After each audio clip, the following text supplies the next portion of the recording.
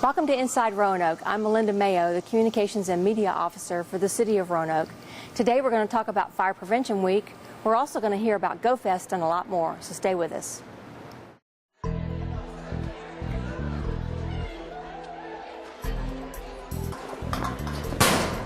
What's up, punk? What you taking those books home for? They ain't gonna help you on the streets. To study? Yeah, man, you need to join our crew, aka the Cobra. Yeah, ain't nobody messing with the Cobra. I mean, I don't know. I kind of want to go to college. Nah, man. I mean, we're just having some fun. Nobody in our gang gets caught anyway. Well, I guess sure. All right.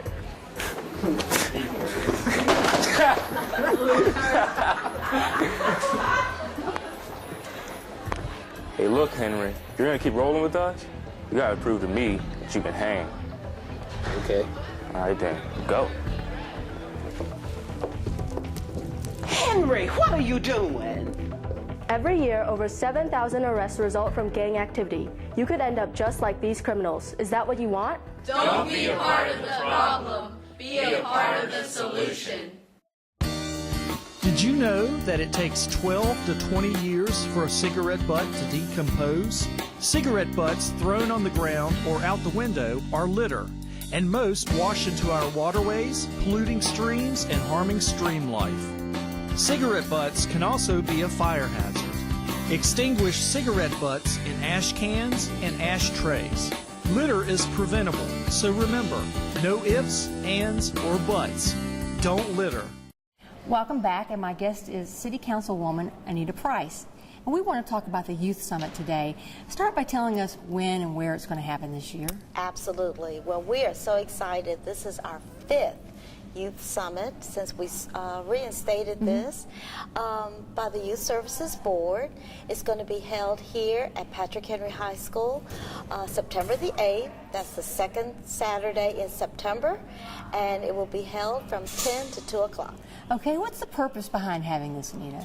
Well, our Youth Services Board and hearing from our students recognize that it's important that kids feel engaged, that they feel like they are a part of the community, and not being able to always express themselves in school.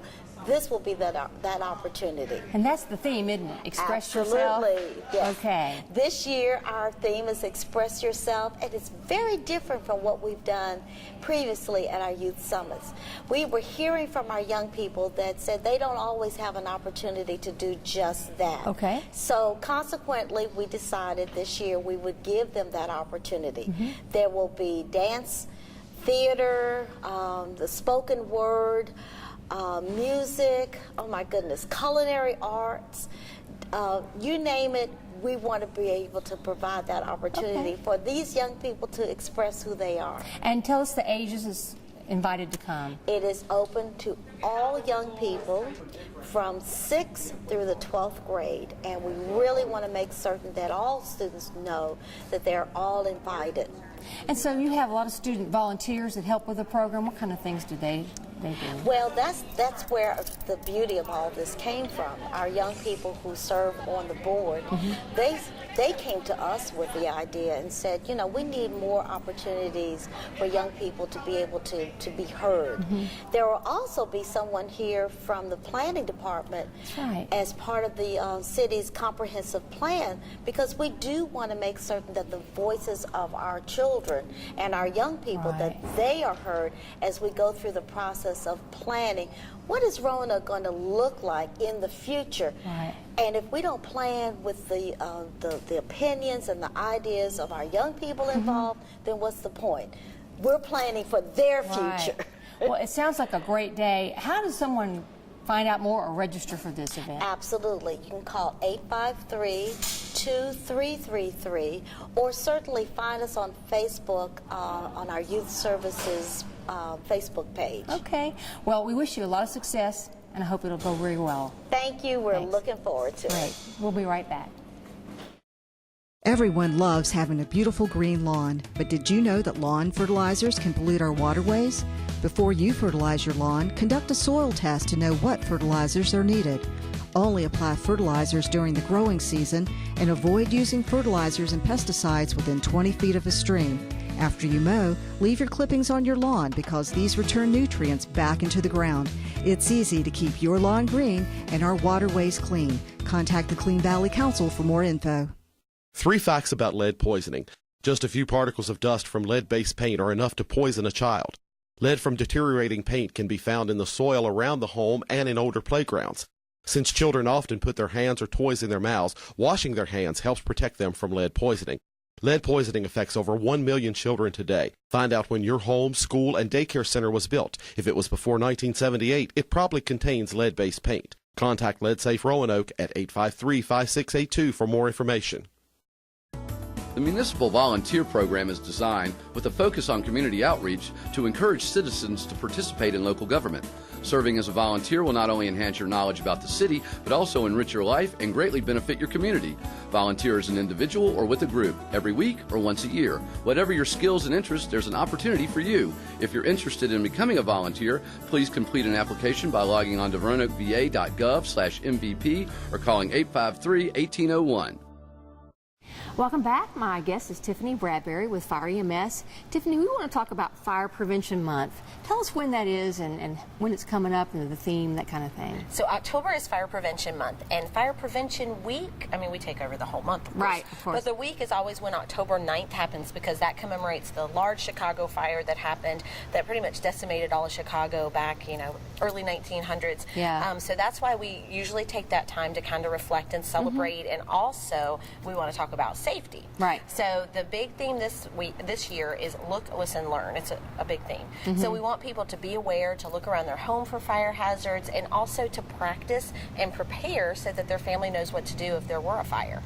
So you're trying to get folks educated about this. How will you use that theme to go out in the community and talk to them about what they should do? Well, we'll use that theme to go out to schools. We'll go to civic groups. We'll go to older adult, places, facilities to do that type of thing. We have a puppet show for our littles. We have a fire safety house that we take to our 2nd and 3rd graders. So we'll be doing that. We'll also be doing a lot of social media messages as well, and just really urging people to, if they never have done it, they need to really do a fire escape plan, and they need to make sure that they have working smoke alarms, because smoke alarms save lives. So just talking about this topic, can you mention some of the common causes of fire? The number one cause still in Roanoke and nationwide is cooking. Really? And usually it's unattended cooking. Here in the city, we see a lot of people putting French fries on top of the stove in oil and cooking them, and then the oil catches fire. It very quickly spreads up into your cabinets. And a lot of times it's distractions because people aren't watching what they heat. Right. So we want to urge people that when they are cooking, that they never leave it unattended. A lot of times people will sit down and they'll fall asleep, and then very quickly a fire starts, and a little fire gets really big. Within 2 minutes it's going to double in size, and we usually tell you only have about 2 minutes to get out of your house when that fire happens. So really kind of doing that, a little ounce of prevention to make sure that you're staying there with your cooking is huge. And those smoke alarms, does Fire EMS help in any way with smoke alarms and getting them? We do, and we've partnered with the American Red Cross. They've been fantastic partners, where we will actually come out, either us or their volunteers, and we'll put 3 smoke alarms in your home that have 10-year lithium batteries in them. Whoa. So you don't even have to change the batteries when we change our clock. Right. So that has been an amazing partnership, and I know just in the past few months we've probably put up 50 to 60 smoke alarms here in the city. And then also I have a program as well, and usually we want it to be for homeowners, low income, maybe if you don't have the means to do that, but we'll send firefighters out to actually put them up for you. There was a fire in Chicago that killed 10 kids here in the last few weeks, and there were no working smoke alarms. So 10 kids between the ages of 3 months and 14 passed away because of no working smoke alarms. So it's just something that you need to make sure that you sit down with your family, talk about your plan, and check those smoke alarms monthly. And if somebody who's watching is listening and saying, hey, I want someone to come talk to our group, how do they arrange that? Absolutely. They can go to the city's website, roanokeva.gov, and go to the Fire EMS section. My phone number is up there. It even has that you can request an event online, or they can call me direct, or they can hit us up on Facebook. We put a whole lot of stuff out there as well. And the same for someone who wants a smoke alarm, do they call that Absolutely, they call that same number. And again, we'll kind of go over where we want you to put them in the home. I really don't want people to put them in their kitchen, because then it's going to become a nuisance alarm and they're going to take the batteries out. But we want one on every level of your home. We want them on the ceiling or 6 inches down on the wall. And we really want people to sleep with their doors closed. Really? I know that's hard as a mom of a little kid. I don't always do that, but that's going to give you a little extra protection as well. And you know, just taking a second, especially as we go into the colder weather months, you know, checking on your heating systems and things like that, making sure those are in good working order. That's going to help keep you fire safe. Well, it's a great emphasis. I hope everybody kind of take heart and good luck with it. Yeah, thank you so much. Okay, thanks. We'll be right back. Want to learn how to manage your money better, save for that car or dream home, or be able to bounce back from bad credit mistakes? Bank On Roanoke Valley can help. Bank On works with local banks, credit unions, and local governments to offer free classes at local libraries in our community. It's easy, free, and it's happening right where you live. Check out the calendar of classes or sign up at bankonrv.org or call 777-4200 for more information. A little soap and water can go a long way. When you wash your car in a driveway, the soap, oil, and grease can flow into storm drains and pollute our rivers and streams. Always try to wash your car on the lawn. This will allow the water to soak into the ground. If you have to wash your car in a driveway, make sure the water drains onto your lawn and not a storm drain. Use a biodegradable soap. Dump your wash bucket in your sink or allow it to filter through the grass. It's easy to keep your car and our waterways clean by doing the right thing.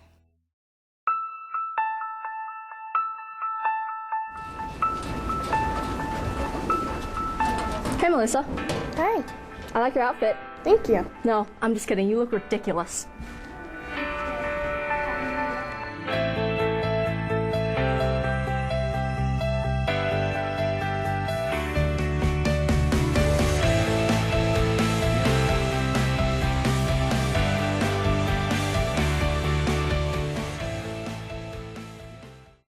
Welcome back, and my guest is Patrick Boaz, and Patrick is Recreation Manager for Roanoke Parks and Recreation. Patrick, we're here at River's Edge because we want to talk about Go Fest. Tell us what that is and when and where, you know, when it'll happen. Yeah, so the Go Fest is in October. It's on the second weekend, so the 12th through the 14th. It's an outdoor sports festival. It's got a little bit of everything for everyone. That's our goal. We break it up into 3 categories. So we got the watch it, try it, race it, and live it. So watch it will be a handful of different shows, and we'll have the Duck Dogs, we'll have a Lumberjack show, Pro Town BMX. The try it is we'll have over 150 different activities. They're free. People can come up, try different things, get an opportunity to see new stuff that's offered throughout the region. Right. Race it is if you are more of an outdoor enthusiast that likes to be competitive, which I think there's a lot of people here in Roanoke. We'll have a bunch of running races, trail running, road running. We'll have mountain bike races, road bike as well. And then live it is we've got camping, we've got music, we'll have food and beer, etc. And is there a cost to attend? How does that work? Yeah, so the Go Outside Festival is free to attend. It's not free to organize, but free to attend. People can come and see something new. But do they pay some of the things that are offered? Is there a cost involved in some of them? Yeah, so the food and the beverages, there's a cost there. If you want to participate in a competitive element, one of the races, there's a cost there. But we try to keep cost minimal.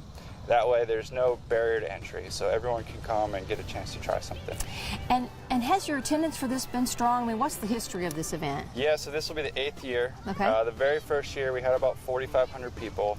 Wow. This year we're expecting over 40,000. Whoa! So one of the big things that we're going to encourage people this year is to walk, ride your bike, Uber, carpool, etc. Last year the parking garage got pretty full. Okay. We're working on shuttle options this year from Williamson Road Parking Garage. And yeah, carpool. Okay. Ride a bike. So we know that Go Fest is a partnership between Roanoke Outside Foundation and Roanoke Parks and Rec. Why does that partnership exist? Yeah, so it's multiple levels this partnership exists. One of the big things is, as we talked about, it's free to attend but not organized. So no taxpayer dollars go into this event other than staffing costs. Okay. And so we essentially raise all the funds through different sponsorship opportunities, through vendor fees, through any retail sales that we do. But the partnership is there so we can play off each other's strengths and weaknesses, essentially. And really what Go Fest is for is to be used as a mouthpiece for the region. And it's, as we just said, it's gotten a lot bigger, the mouthpiece, over 40,000 people, and showcase what we're doing here. And that has, the impact from that we've seen attract businesses from across the country, like Schuetz Brewery or Hum Kombucha, etc. Those guys have come to appreciate the lifestyle that we have here. So on a whole nother level, we've got that economic impact that's coming right out of GoFest. And that's so important. Hey, if somebody watching wants more information about GoFest, what's the best way to get it? Yeah, the best way is on the website. It's RoanokeGoFest.com. There's also more information on PlayRoanoke.com as well. Great. Well, it's exciting. I hope everybody will come out and see what it's all about. Yeah, thank you. Thank you. We'll be right back. Lead poisoning is a preventable environmental disease which affects an estimated 1 million children in the United States. Lead is most harmful to children 6 years old or younger because they often put their hands and other objects in their mouth which may have lead dust on them. Growing bodies absorb more lead, and children's brains and nervous systems are more sensitive to the damaging effects of lead. Lead Safe Roanoke is a program to enrich and protect the families in the city of Roanoke by helping its citizens eliminate lead-based paint hazards from their homes. Get more information at roanokeva.gov/leadsafe. It is important for both restaurants and homeowners to help keep our waterways clean and safe. Never pour cooking oil or grease into sinks, parking lots, or streets. The oil and grease can enter our waterways through storm drains. Always try to recycle the oil and grease or put it into the trash. If you have a spill, clean it up by using a drying agent like cat litter. Never hose down spills. Keep dumpster and trash can lids closed. Restaurants should clean floor mats and garbage cans in a mop sink. It's easy to keep our waterways clean by doing the right thing. Keeping Roanoke streets clean and attractive takes a lot of work. The city welcomes your help. Community organizations, businesses, and individuals can volunteer through the Adopt a Street program to adopt a specific street in the city. Participants agree to clean up their location 4 times a year for 2 years. To find out more, contact the City of Roanoke's Transportation Division at 853-5837 or the Municipal Volunteer Coordinator at 853-1801 or send an email to mvp@roanokeva.gov. Welcome back. My guest is Leanne Weisenfeld, and she is the Water Quality Administrator for our Stormwater Division. Leanne, we want to talk about the Scoop the Poop initiative and start with what should pet owners be aware of as far as their responsibility for their pets. Well, the poop fairy doesn't actually exist, and we've got over 7,000 registered pets within, or dogs within the city of Roanoke. That's about 150 dogs per neighborhood. Those dogs can collectively produce 824,000 pounds of waste each year. So if we have 50% of our citizens picking up, that still leaves 400,000 pounds of pet waste on the ground each year. That is a significant bacterial pollutant for our local streams. Right. That's right, Leanne. The poop fairy doesn't exist, so remember to grab it, bag it, and toss it in the trash. Well, tell us what the city is doing to help bring more awareness. Sure, we've developed a whole pet waste campaign and bacteria program in the city. We've created literature, we've done bus ads, we've created videos, used social media. We have pet waste bag dispensers that owners can put on their leash. We give these out at outreach events. We have partnered with the Mill Mountain Garden Club and the Water Authority to do some educational signage out at the Cove. Right. They also, the Mill Mountain grant funds paid for these signs that are above the MIT stations, and then we collaborated with the neighborhoods to produce yard signs. Okay. We have an in-house bacteria monitoring program where we take a look at 60 different locations every month throughout the city and measure the E. coli amounts that are in the surface waters. And so we're developing a real good idea about where our problem areas are, and we're required under our stormwater permit to actually go find those sources of bacteria. Right. So if I'm a pet owner, I'm out with my pet, walking my pet, what are some specific things I need to do as far as this whole thing about being responsible? Sure. I mean, the easiest thing to do is to get a pet waste dispenser and have it on your leash so you always have it. But we've got these MIT stations. We've got over 100 throughout the city, mostly on in greenways and in parks. When you park and you're getting ready to go on the greenway, grab one or two. That way, you may not need them immediately, but you'll have them if you need them eventually. Okay. And so, you know, the whole idea about the stormwater being polluted, talk a little bit more about that. Why is that an issue? Why is that a concern about pet waste getting into the stormwater? Sure. Well, we have a storm drain system that collects rainwater and snow melt so that our city's surfaces don't flood. Right. But we've got 10,000 inlets or 10,000 opportunities for pollutants like pet waste to enter into our system. Okay. That water is never cleaned. So when it discharges into the local stream, it's got whatever it's picked up. Do you think this issue is more important for urban areas where there's not as much, green space and there's more concrete? I mean, is this more of a concern for the city? It is. You've got a greater density of people. You've got a greater density of dogs. So it's important because of that storm drain system and that artificial connection that we all do our part.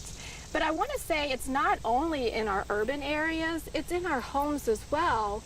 Because even though pet waste might visibly disappear, the bacteria and other harmful disease-causing organisms can live in the soil at your home for several years.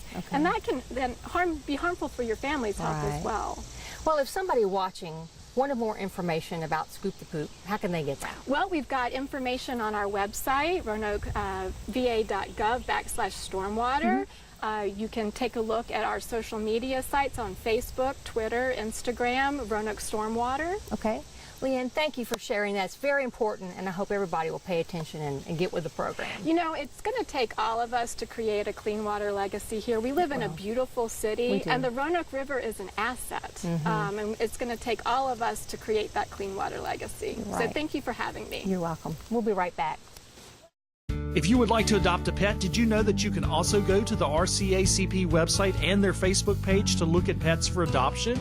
It's easy to do. Simply go to their website at rcacp.org or visit their Facebook page. Both sites include information and pictures of animals waiting to be adopted. Help make a difference in the life of a pet today. Adopt from the Regional Center for Animal Care and Protection.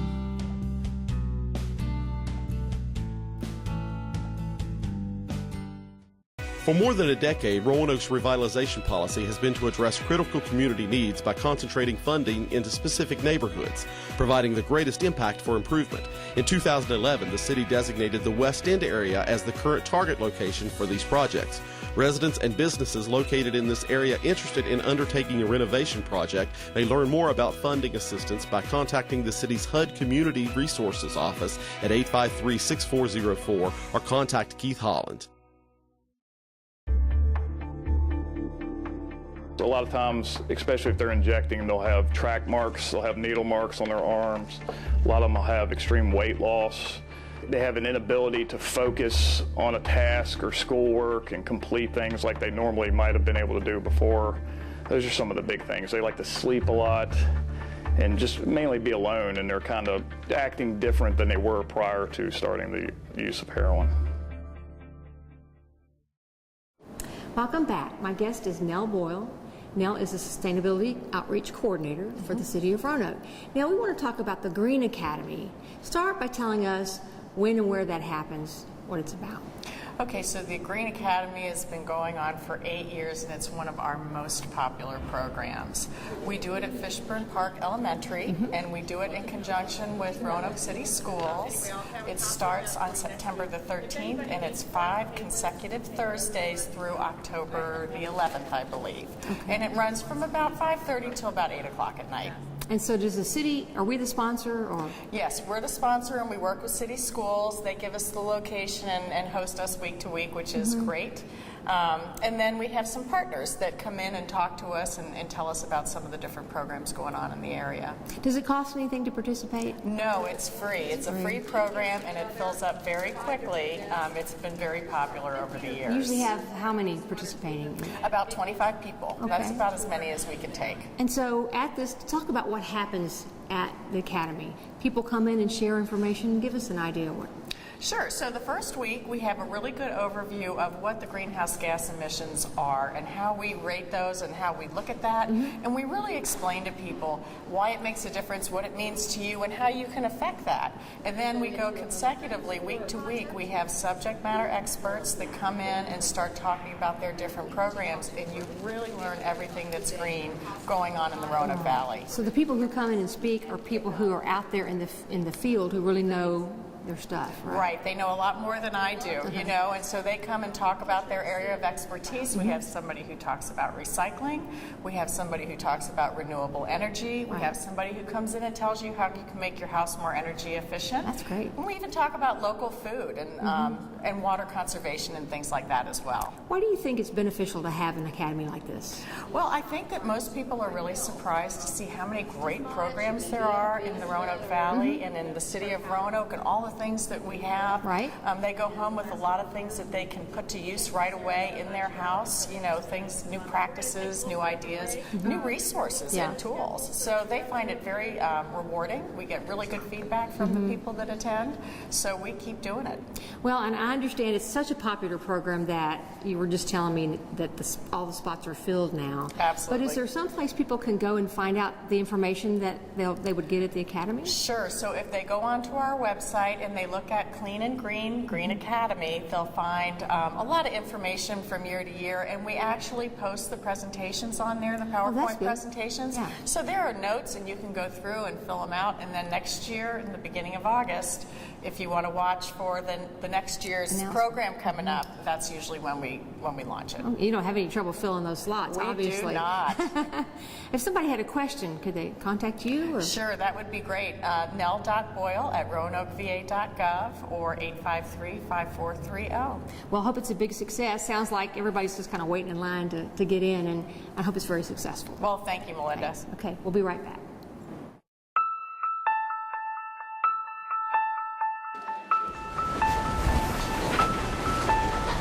Dude, where'd you get that shirt, Goodwill?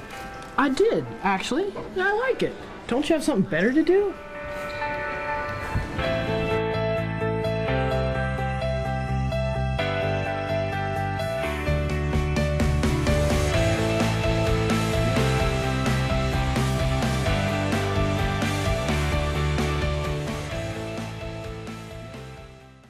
People who are using heroin are not the typical destitute, marginalized persons, homeless in our society. This is not the profile of the typical heroin user today. Today, the typical heroin user is your neighbor next door. It is the young person who's going to high school. It is the young professional, and it is a growing problem. Our four-legged friends make us smile all year long. Isn't it time we return the favor? The Regional Center for Animal Care and Protection needs your help to help keep these pets happy and healthy. Our goal is to keep pets in loving homes and out of shelters. You can make this happen by donating to the RCACP Food Pantry any time of the year. The following donations are needed: canned cat and dog food, dry cat and dog food, cat litter, and toys. Residents who need to pick up food can do so at 1510 Baldwin Avenue Northeast.